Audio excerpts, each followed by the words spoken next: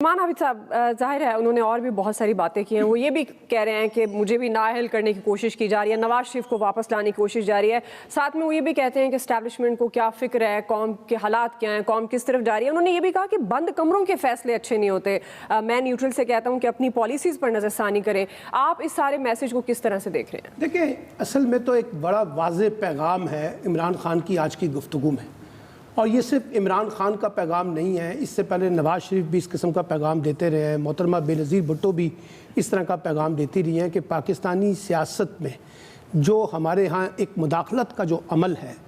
उसको ख़त्म होना चाहिए। अब प्रॉब्लम ये है कि अभी हमारे यहाँ सियासी जमातें उस तरह से मुनज़्ज़म नहीं हैं, उस तरह से मजबूत नहीं है, उस तरह से मजबूत सियासी क़ियादत नहीं है जो इन मुदाखलतों के ख़िलाफ़ एक मुश्तरका इत्तेहाद उस तरह से बना सकें जो एक जद्दोजहद करनी है। दूसरी बात याद रखिए कि चाहे वो फ़ौजी हुकूमतें हों और चाहे सियासी हुकूमतें हों, इंक्लूडिंग इमरान खान की,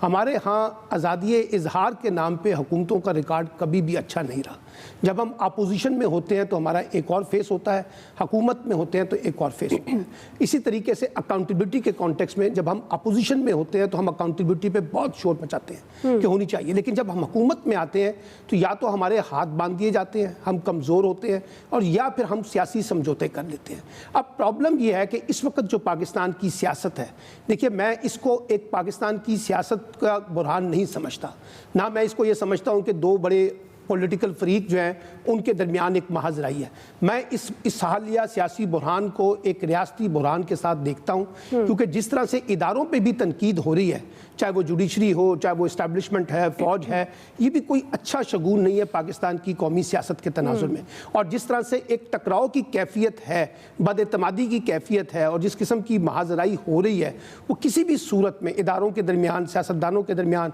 सियासतदानों और सियासतदानों के दरमियान, मीडिया और रियासती इदारों के दरमियान या हुकूमत के दरमियान, ये कोई अच्छा शगुन नहीं है। और जिस तरह से हम ये अप्रोच अख्तियार कर बैठे ना कि अगर हमारी मर्जी के फैसले आएंगे तो जुडिशरी आज़ाद होगी, अगर फैसले हमारे हक में नहीं आएंगे तो फिर जुडिशरी जो है वो कहीं और से फैसले सुन रही है। तो मेरा ख्याल है कि अब वक्त आ गया है, और मैं एक्सपेक्ट कर रहा था कि इमरान खान साहब को ये बात करनी चाहिए थी कि तमाम स्टेक होल्डर जो हैं वो बैठे इकट्ठे, और ये जितने मसाइल इमरान खान के पास हैं, नवाज शरीफ के पास हैं, जरदारी साहब के पास हैं, एस्टैब्लिशमेंट के पास हैं, आप सर जोड़ के बैठ के इनके ऊपर बहस करें, इनका कोई वे आउट निकालें, इनका कोई वे फॉरवर्ड निकालें, कोई आगे बढ़ने का रास्ता निकालें। देखिए, सियासत और जमहूरियत जो है ना वो आगे बढ़ने का रास्ता निकालती है। ऐसा नहीं होता कि सियासत और जमहूरियत जो है वो जो दरवाजे हैं उनको बंद कर देती है, खिड़कियों को बंद कर देती है, तो फिर आप आगे कैसे बढ़ेंगे? अब सबको अपनी अपनी अनाउंस से बाहर निकलना है, और सबको अपने अपने छोटे छोटे जो मीनार हमने बना लिए हैं उनसे बाहर निकल के रियासत की तरफ, मुल्क की तरफ देखें कि इसके जो ज़रूरियात हैं, इसकी जो तरजीहात हैं पॉलिटिकल ग्राउंड्स के ऊपर, इकोनॉमिक्स ग्राउंड के ऊपर, पाकिस्तान की नेशनल सिक्योरिटी के कॉन्टेक्स्ट में, इंस्टीट्यूशन बिल्डिंग के कॉन्टेक्स्ट में, उसका कोई एक रोड मैप बना लें, और एक ऐसा रोड मैप बना लें जिस पर सब इत्तफाक हो, उसकी बुनियाद पर इलेक्शन में जाएं, इलेक्शन हो, जो नतीजा आए वो सब उसको तस्लीम करें। ये भी रविश खत्म होनी चाहिए कि अगर हम इलेक्शन जीत जाते हैं तो इलेक्शन ट्रांसपेरेंट होते हैं, हार जाए तो फिर इलेक्शन जो है वो सारे के सारे हमें